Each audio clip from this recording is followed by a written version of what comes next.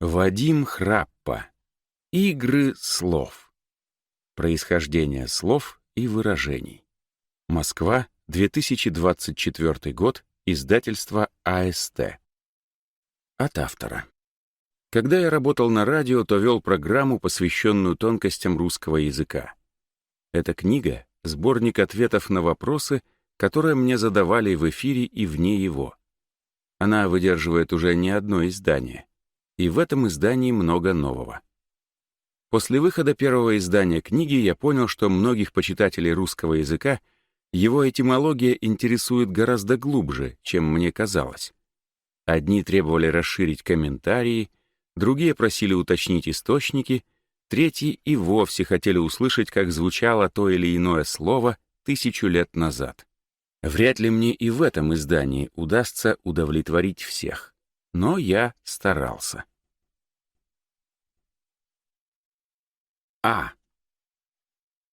Абракадабра. Всегда полагала, что абракадабра значит галиматья, глупость. Но подруга сказала, что у этого слова совсем другое значение. Так ли это? Слово абракадабра пришло к нам из немецкого языка, где так называли гадание или составление заклинаний на амулетах. Авгур. Как-то мне попалось выражение «смех авгуров».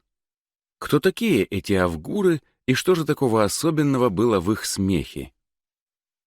В Древнем Риме роль гадалок выполняли мужчины. Их и называли авгурами. Чаще всего они предсказывали судьбу по полету и крикам птиц. Надо признать, что они, как и сегодняшние гадалки или астрологи, жили не бедно и пользовались завидным почетом. Вот только в своем узком кругу у них было принято рассказывать друг другу о своих предсказаниях и потешаться над доверчивыми согражданами. Адамово яблоко. Чем объяснить, что кадык на шее мужчины иногда называют Адамово яблоко? Жадностью прародителя мужской половины человечества. Когда Ева предложила Адаму яблоко из райского сада, тот почему-то решил проглотить его целиком. Яблоко не пролезло и застряло в горле. Так и торчит там до сих пор. Административный восторг. Недавно услышал выражение «административный восторг» и был удивлен тем, насколько точно оно отражает манеру руководства наших чиновников. Но кто придумал столь гениальный образ? Федор Михайлович Достоевский. В романе «Бесы» есть такое замечание. У нас поставьте какую-нибудь самую последнюю ничтожность у продажи каких-нибудь дрянных билетов на железную дорогу, и эта ничтожность тотчас же сочтет себя вправе смотреть на вас Юпитером. Фраза поражает даже не столько своей точностью, сколько бессмертием. От альфы до омеги. Мне не совсем понятен смысл фразы «от альфы до омеги». То есть понятно, что имеется в виду какое-то дело, которое нужно совершить от начала до конца. Но при чем здесь греческий алфавит? Может быть, это какая-то греческая поговорка? Поговорка «от альфы до омеги» не греческая. Скорее всего, она интернациональна, и первоисточником ее, как и многих других поговорок нашего времени, является Библия. А текст этот пришел в христианскую культуру в древнегреческом переводе с древнееврейского языка. Отсюда и ссылки на буквы греческого алфавита. Правда, стоит заметить, что в Апокалипсисе Иоанна Богослова, последней книге Библии, слова эти несут иной смысл. Там сказано: «Я есмь Альфа и Омега, начало и конец, говорит Господь». Ясно, что речь здесь идет о вещах куда более серьезных, чем какие-то суетные дела, которые нужно сделать от начала до конца, поэтапно. Аника воин. О нерадивых военных часто приходилось слышать насмешливое «Аника воин». А кто этот самый Аника? Это персонаж ярмарочных балаганных спектаклей и кукольных представлений, очень любимых некогда простолюдинами в России. Весь сюжет этой народной пьесы сводился к тому, что Аника без конца хвастается храбростью, а в финале видит смерть и пугается. Иногда Анике помогал Петрушка, прогоняя смерть своей палкой. Любопытно, что история эта — своеобразное отражение византийского мифа о герое Дигенесе, которого за подвиги прозвали Аникитос — непобедимый. Здесь уместно напомнить, что модное ныне имя Никита происходит оттуда же.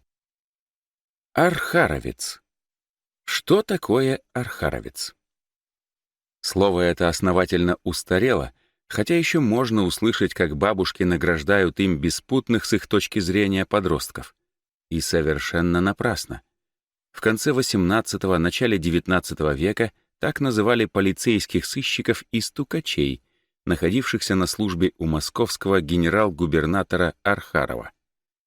Впрочем, первоначальное значение слова «архаровец» давно забыто, и сейчас оно вряд ли окажется оскорбительным. Никто ведь не видит обидного в слове «отрок». А в древности так называли рабов и холопов. «От рек» значило «не говорящий», не имеющий права голоса. Архистратик. Архистратик — это какой-то военный чин, наподобие церковного архиепископа, или что-то другое? Архистратик вовсе не чин и даже не метафора, призванная возвеличить того или иного генерала. Это эпитет архангела Михаила, главного воителя небесного воинства. В другом контексте это слово вряд ли можно использовать, если только с иронией. Впрочем, язык можно сравнить с живым организмом, он тоже развивается и меняется со временем. И я бы не удивился, узнав, что лет через 50 архистратиги будут командовать дивизиями, ведь словом «маршал» некогда называли всего лишь заведующего княжескими конюшнями. Ахинея. Что значит нести ахинею? Только лишь говорить глупости, или эти глупости должны быть какими-то особенными? Ахинея — глупость особенная, наукообразная. Когда человек с умным видом произносит выспреннюю чушь, можете назвать это ахинеей. Словечко это ввели в русский язык семинаристы, произведя его от слова «афинский». На уроках риторики их обучали афинским премудростям, трудам философов и богословов, которые казались юным слушателям сумбуром. Б. Бабки. Я понимаю, почему деньги иногда называют капустой. От того, что они хрустящие, может, еще и потому, что иногда бывают зелеными. Но вот почему их называют бабками? Бабка — это не только старая женщина. Так называют еще надкопытный сустав у домашних животных, округлую кость. Когда-то была такая уличная игра в бабки.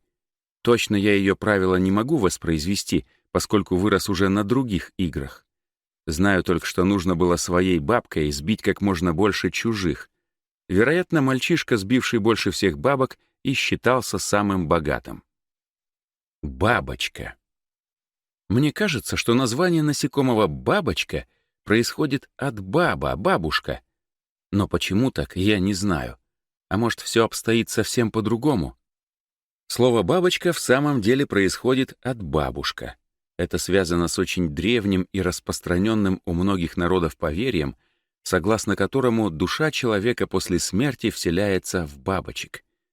А вот то, что насекомое назвали «бабочка», а не, к примеру, «дедучка», прямо указывает на то, что поверье это чрезвычайно древнее и уходит корнями в пору матриархата, когда именно бабушка, то есть самый старый член рода, считалась его главой. Базлать. Откуда в языке уголовников фени возникают непонятные по происхождению слова? Например, «базлать» значит «говорить». Откуда взялось это слово? Подавляющее количество слов воровского жаргона заимствовано.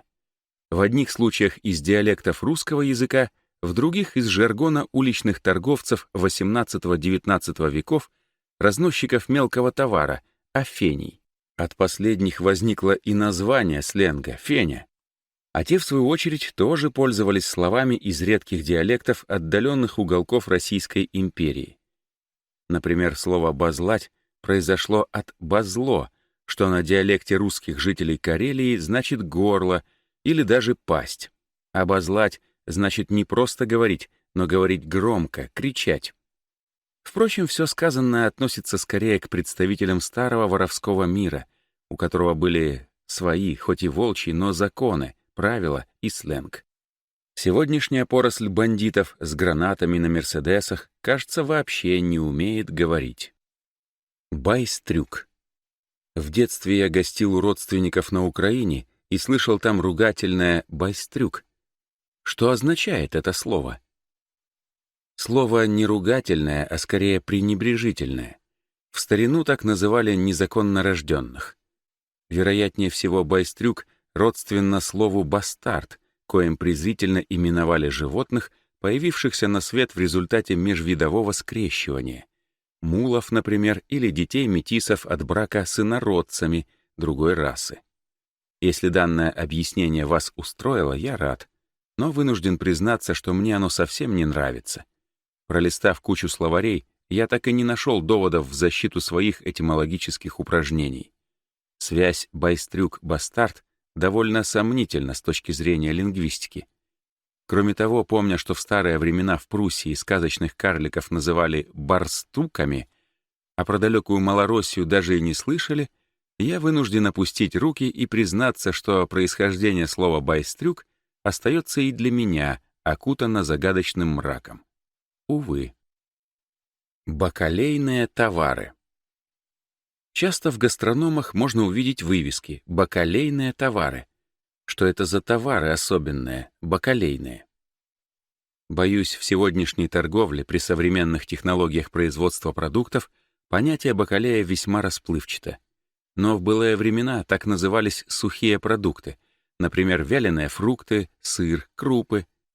Хотя еще раньше торговцами бакалеи считались только зеленщики, продававшие овощи, поскольку само слово в переводе с турецкого «баккал» буквально и переводится как «торговец овощами». Набекрень. Есть выражение «шляпа на бекрень». А что такое этот самый бекрень? Сразу договоримся, что слово «бекрень» без его приставки «на» в русском языке не употребляется. А в нашу современную речь набекрень проникла из некого межнационального морского жаргона. Считается, что его истоки лежат в старом немецком слове «кренген» — «склонять в сторону». То есть буквально «набекрень» значит «отклонять судно в сторону от курса». Вероятнее всего, привычка моряков носить фуражку лихо заломленной на бок и послужила причиной распространения этого выражения в самых разных слоях русского общества. Балтийское море. Правда ли, что название Балтийского моря восходит к литовскому корню «балтас» — «белый»? Эта версия пользуется популярностью у наших соседей, но у этимологов она вызывает серьезное сомнение. В древности литовцы не знали мореплавания. Более того, о существовании самого моря они могли только догадываться, поскольку от него их отгораживала Пруссия, а на северо-востоке — земли финских племен. Вероятнее всего, это название морю дали скандинавы. В их языках есть слово «балте», что означает «пояс», а Балтика и впрямь как поясом охватывает север Европы. Между прочим, древнеримские географы именно этот образ, пояс, охвативший земли от Скифии до Греции, использовали для описания Балтики. К слову сказать, на русском языке наше море называлось Варяжским. Бальзаковский возраст. Что такое, наконец, этот пресловутый бальзаковский возраст? Это сколько лет даме, 40, 50 или еще больше? Если быть точным, то само это выражение внес в европейские языки Оноре де Бальзак. Роман, живописующий прелести зрелых красавиц, назывался «30-летняя женщина». При этом, правда, не стоит забывать, что в те времена фаза расцвета у женщин наступала лет эдак в 14. В 30 они уже предпочитали не говорить о своем возрасте. Именно эту их странную особенность и имел в виду Бальзак. В наше время женщины поступают так же. Однако следует иметь в виду, что сегодня ни одна из них не признает за собой бальзаковский возраст, даже выйдя на пенсию. Так что если вы хотите сохранить доброе отношение с прекрасным полом, это определение вам нужно использовать как можно осторожнее. А лучше и вовсе забудьте о нем. Балясы. Откуда возникло выражение «точить балясы» и что оно значит в точности? Балясы или балясины — столбики, которые поддерживают перила балюстрад и лестниц. А теперь представьте себе компанию домохозяек, собравшихся на этих балюстрадах или хотя бы на лестничной клетке с целью обточить языками балясы, которые и так уже давно выточены. Представили? Значит, вы поняли, откуда взялось это выражение.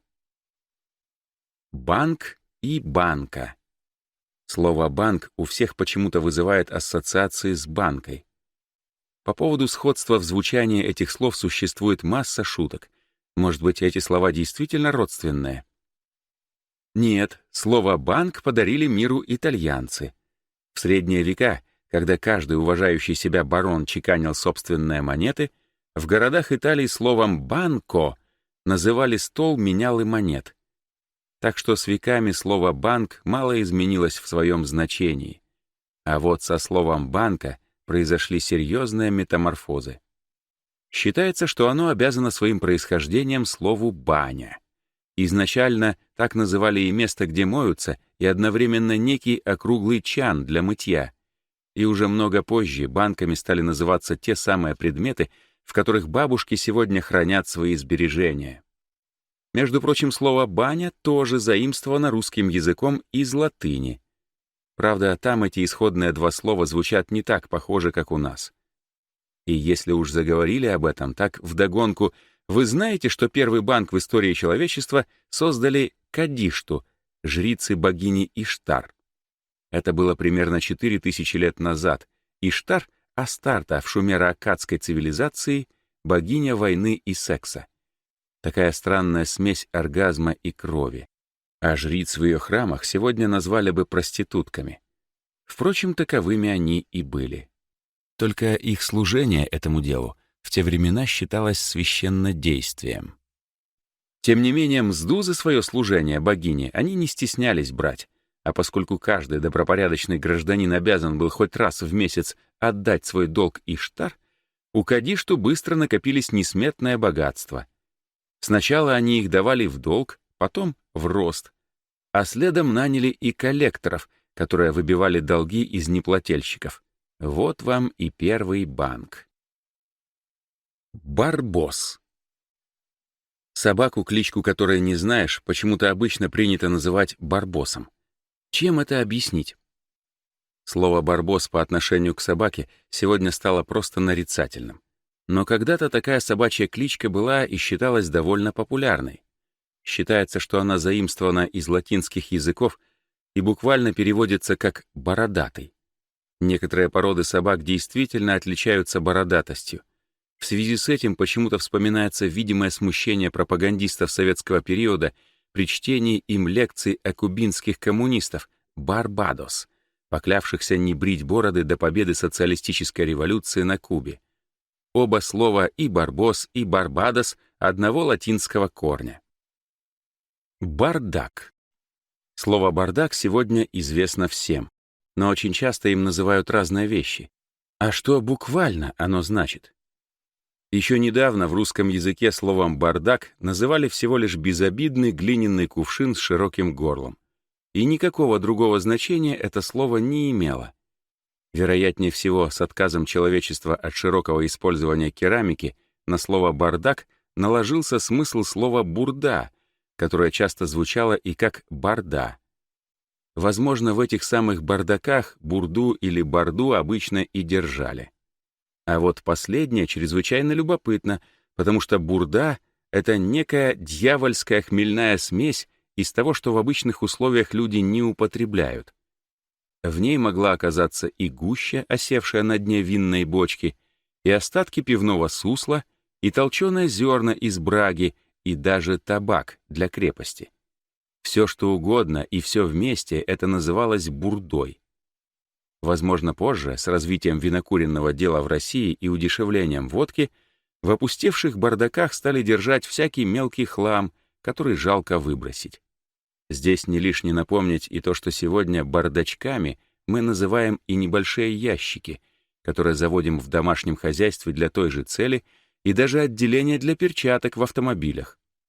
Кстати, словом «бардак» иногда называют и публичный дом. Если учесть, что в русском языке очень многие слова и понятия имеют переносное значение, то это вполне объяснимо.